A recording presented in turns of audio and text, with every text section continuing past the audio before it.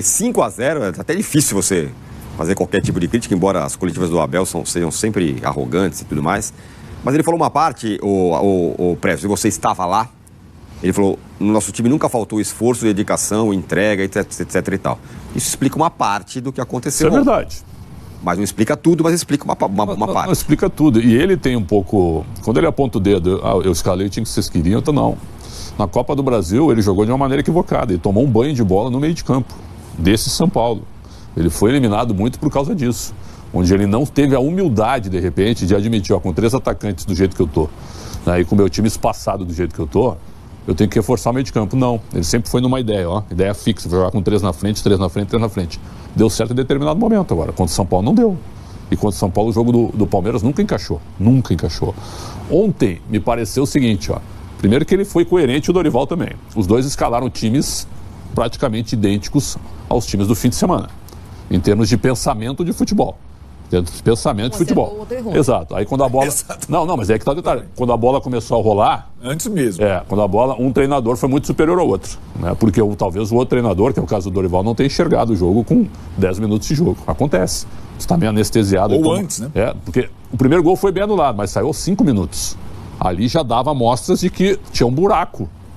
Dos lados e no meio. Tinha um buraco gigantesco ali. Se tivesse, como diria o outro, 2 pulmões, o Caio Paulo. Exato, sabe? Então ele estava tomando um banho, né? Já com 5 minutos. O gol foi bem anulado. Depois saiu o gol aos 15 e depois aos 26. E aí a vaca já tinha ido. Mas o Abel, ele precisa entender o seguinte, que ele tem que trabalhar para o Palmeiras, ele não tem que trabalhar para a imprensa, né? Aí é que tá o detalhe. Ele tem que saber ganhar. Ontem ele ganhou merecidamente. Ontem o Palmeiras ele foi superior ao São Paulo em tudo. Taticamente, tecnicamente, mentalmente, em termos de comprometimento também, porque o que o Wellington Rato e o Luciano fizeram no jogo foi brincadeira. Né? Os caras entraram, o Wellington Rato para mim estava indignado de estar lá, eu não quero estar aqui, mas estava lá e jogou. Então, o que o Abel fez ontem, ele amassou o Dorival, na bola e no esquema tático. E não é o time que a gente queria. Ele foi bem coerente com o jogo do sábado, onde ele vinha de 4 derrotas consecutivas, ele dá uma mudada no esquema e acerta o time, entre aspas. E ontem ficou comprovado isso. Eu só acho que o Dorival ele foi consciente na coletiva quando ele reconheceu a superioridade do São Paulo. Tem muito treinador que perde e coloca um monte de coisa em outros lugares, e não reconhece o adversário. O Dorival reconheceu, porque ele foi amassado pelo Abel ontem. Então, acho que o Abel só tem que saber ganhar. Vai para a coletiva e saiba ganhar. Explique por que você ganhou. E não sempre, combatendo coisas anteriores. Foi tudo o que o Dorival não entendeu. Pro jogo. E aí eu tenho detalhes, depois eu conto para vocês, detalhes da falta de preparação do São Paulo para o jogo, que chega a ser uma coisa bizarra, que eu acho que tem que colocar em xeque tudo o que está acontecendo no São Paulo depois do título, detalhes importantes. E, como a Marília disse, uma relutância em admitir que o plano de jogo dele para as partidas fora de casa não funcionou. Mas não é que não funcionou contra o Goiás, contra o Palmeiras, não funcionou o ano todo. Então, de novo, aí da parte do São Paulo é uma falta de visão impressionante. Que quem está aqui sabe, não é possível que a gente possa saber mais que os caras, cara. Não é possível. E aí, acho que o treinador sempre, o Abel, o Dorival, tem uma coisa, então, esse é o meu plano, como o Diniz tem, como o outro tem. Cara, é a soberba da derrota, que eu falo. E, curiosamente, o São Paulo pegou 3 treinadores que vivem com essa frase, quase na sequência. O Fernando Diniz é um deles. E acho que está numa melhor fase da carreira agora. O Rogério Ceni é outro. E o Dorival é outro. Por ter a pretensão de ser protagonista em todos os jogos, independentemente do adversário do terreno. Isso não existe. Nem o Manchester City é assim. Mas os caras têm essa pretensão. Essa é exatamente o seu diagnóstico, mas é uma questão que vem... Não é que o jogador está se sentindo na história, o presidente está se sentindo na história, e de fato, vão estar os nomes. Está mais que o jogador. Então, acho que acontece. O que está acontecendo com o São Paulo pré-jogo com o Palmeiras? O São Paulo está gravando o documentário do título, o presidente está pensando na eleição. Tem umas coisas simbólicas. Destruir o gramado principal do centro de treinamento para trocar o vestiário, está todo mundo no ano que vem. São atitudes, renovações antecipadas, propagação. Ninguém se preparou para esse jogo. O Dorival dando entrevista na véspera. E a informação mais chocante para mim é que a comissão técnica do São Paulo, na véspera do jogo, soube, ou melhor, chegou a pensar que de fato o Palmeiras pudesse jogar com 3 zagueiros como fez contra o Coritiba. Eles estavam duvidando dessa informação. E aí é uma situação seguinte... ninguém do São Paulo, aí a comissão técnica, na direção, prestou atenção no jogo de Curitiba no domingo. Estava todo mundo de folga, ninguém prestou atenção no que aconteceu e aquilo tem uma importância muito grande para o próximo jogo. Os caras não sabiam que o Palmeiras ia jogar com 3 zagueiros.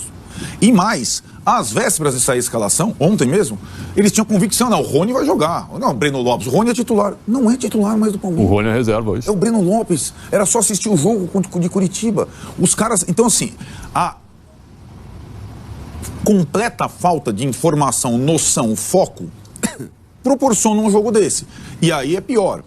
A impressão de que o time que ganhou do Grêmio, daquele estado, no estádio do Morumbi, seria a mesma solução, a coerência, é uma completa falta de noção. Que é o que porque, é feito desde além de tudo, além desse time utópico com Rames Rodrigues, Lucas e tal, os 2 jogadores mais competitivos do time, que foram os melhores contra o Grêmio, não estavam em campo. O Pablo Maia e o Wellington.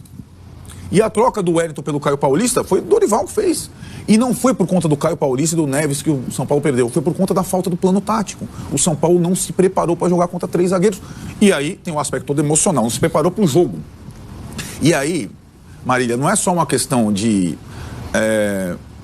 não estão na história do São Paulo. Não. A derrota de 5-0 para o Palmeiras, ela mancha o ano do São Paulo. Ela mancha o título da Copa do Brasil. Ela mancha o histórico desses jogadores. Ela coloca um ponto de interrogação e, sobretudo, no técnico, porque a responsabilidade maior é dele. E nele, ele tem uma outra carga. Ele tem, ao mesmo tempo, a reputação de ser o rei das Copas no Brasil pelo Flamengo, mas tem uma coisa estranha, um asterisco. Ele foi mandado embora do Flamengo mesmo sendo campeão de 2 Copas. Por um relaxamento na Série A. Mas não tomou e não precisou tomar de 5 de ninguém. Do Fluminense. E não precisou tomar de 5 de ninguém. Então, na cabeça, ele não, a situação dele, embora a direção do São Paulo seja muito diferente da do Flamengo, a direção do São Paulo só compõe, porque não sei o quê, na conversa e tal, e eu imagino que, diferentemente do Flamengo, ele possa ter uma interlocução, pelo menos com uma pessoa da direção do São Paulo, que é o Muricy, que entende um pouco de futebol, no Flamengo ninguém entende, para tentar minimizar o estrago. A situação dele, por ano que vem, se coloca em questão. Porque isso, e a campanha como visitante o ano todo, a penúltima campanha, né, a segunda pior, como você fala, a campanha estão com as digitais colocado dele. E mais, bom, vamos lembrar, ele não admite... Ele assumiu na segunda rodada do campeonato. Isso, exatamente. Teve uma derrota do Rogério Ceni contra o Botafogo, todo o resto, tudo o que aconteceu... Ganhou do América tomando um banho de bola. Com todas as digitais dele... na campanha fora de casa e de uma situação que ele não conseguiu resolver e ele se recusa a enxergar que o time, o tipo de jogo que ele adota não funciona fora de casa. Não funcionou o ano inteiro. E ele está com uma dificuldade incrível de admitir essa história. Levando em consideração o que tem pela frente, são mais jogos fora ainda difíceis do que em casa, veremos a próxima partida. Veremos, não é só o risco de rebaixamento matemático, é o risco de manchar mais ainda a temporada que parecia gloriosa e comprometer a continuidade do trabalho, que é o grande problema da carreira do Dorival. Continuidade de trabalhos. A ver como ficará agora, depois dessa derrota. Interessante que tu lembrasse do jogo contra o Grêmio, porque a gente tem que analisar a postura do Grêmio também. O Grêmio jogou com 3 zagueiros, sim, mas o Grêmio jogou com 2 meninos que estavam estreando. Sim. Josué no meio e o Wesley Costa na ala esquerda. E o São Paulo deitou em cima do menino, nada contra ele, mas o Renato não viu isso também. Tem que ver o treinador do outro lado também. O jogo contra o Grêmio foi um jogo fácil pro São Paulo. Muito fácil. Então é o seguinte, a coerência de pensar a mesma escalação, ok, né? Foi coerente de ter mantido, mas ele não se deu conta do adversário que ele iria enfrentar em seguida, que é melhor que o Grêmio hoje. Exato.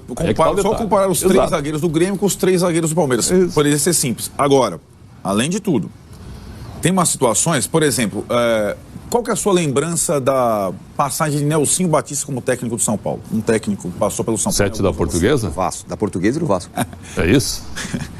Foi campeão paulista. Cada um tem um 7. Da Portuguesa e do Vasco. Certo. Ele foi o técnico que tirou o São Paulo de um jejum, ganhando contra o Corinthians a final, o jogo do Raí. O que vocês lembram? O 7, claro. Futebol é assim, cara. Então, vamos ver como é que vai ser lembrado do Dorival. Se pela conquista de título inédito ou também por um 5-0 Palmeiras. Time grande, perder de goleada, não tem como não estar no carimbo. Então, são situações que ficam marcadas, né? E acho que esse day after, para quem tem tanta experiência no futebol, tem que servir de alguma coisa.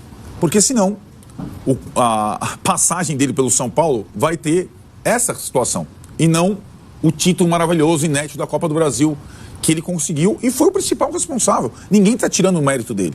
Agora, ele é o mesmo cara que treina o time do Brasileiro e o time da Copa do Brasil. Então a responsabilidade é dele, simplesmente é dele. Coisa assim do trabalho do Dorival. O São Paulo diagnosticou, melhor, o São Paulo comunicou que esses exames constataram um estiramento no local. Não é dos estiramentos mais graves, o tempo de recuperação de 2 a 3 semanas, a tendência é que o Lucas Moura fique 21 dias de fora. Ainda assim, deve voltar a atuar em 2023 e ele estaria à disposição, se tudo correr bem, a partir da 35ª rodada, para jogar a 35ª, a 6ª, a 7ª e a 38ª rodadas, ou seja, ele volta para jogar os 4 últimos jogos do São Paulo no ano, apesar de o tricolor cogitar dar férias a seus atletas, ou a parte dos atletas de forma antecipada, pensando em 2024, o Lucas Moura quer jogar até o fim do ano. É um dos poucos atletas super importantes cujo contrato se encerra em dezembro e ainda não há novidades em relação à renovação do contrato. Lucas quer aguardar os movimentos do futebol europeu para ver o que pode aparecer de proposta antes de estender o contrato com o São Paulo. A última do tricolor, a Arboleda foi cornetado por um torcedor do São Paulo nas redes sociais e não deixou barato. Escreveram por Arboleda o seguinte: você só se machuca porque é baladeiro e não se cuida. A resposta do Arboleda? Sim, tô machucado porque tô saindo com a sua irmã pra balada. Fecha aspas. Quero saber o que você pensa sobre essa resposta do Arboleda. Use o espaço para comentários e avalie, beleza? Então o Lucas vai fazer tratamento no Refis, né? Já fez ali um exame prévio. E claro, o São Paulo deve anunciar isso também nas próximas horas ali.